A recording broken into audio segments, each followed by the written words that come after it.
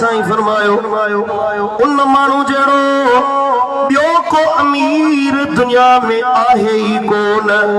उन मानू जेड़ो बियो को तवंगर नाहे अमीर नाहे दौलतमंद नाहे जेके अल्लाह ॾींहं में 3 नेमतूं अता फरमाए साईं जन फरमायो हिकड़ी या नेमत दे जो उन जे जिस्म में को अहिड़ो मर्ज़ न हुजे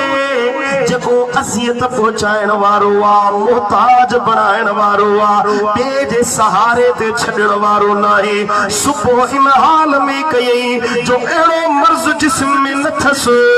जेको हिन खे मोहताज बणाइण वारो आ ऐं उन ॾींहं जो अल्लाह उन खे रिज़्क़ ॾिनो आ वेलनि जी मानी ॾिनी अथई ऐं टियों उनखे कंहिंजो ख़ौफ़ नाहे कंहिंजो डपु नाहे ॿाहिरि निकिरे दुश्मन जो भउ नाहे दुश्मन जो ख़ौफ़ नाहे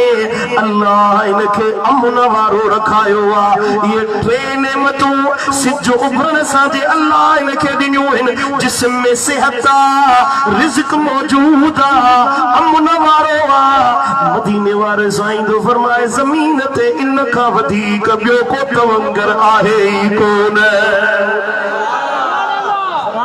सुभान अल्लाह तू रड़ियूं तो करी ताऊं तो करी साईं हीअ शइ न मिली हीअ बि शइ न मिली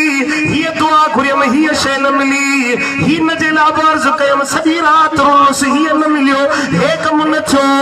अल्लाह जो नबी तो फरमाए जे न मिलियो आहे त इहा अल्लाह जी अता आहे जे मिलियो आहे त इहा बि अल्लाह जी अता आहे रब जी तक़दीर आहे अल्लाह खे उहो माण्हू वणंदो आहे जेको ईअं चवे त मौला हिन हाल में रहाई या हिन हाल में रहाई तुंहिंजो बानो हर हाल में राज़ी आहे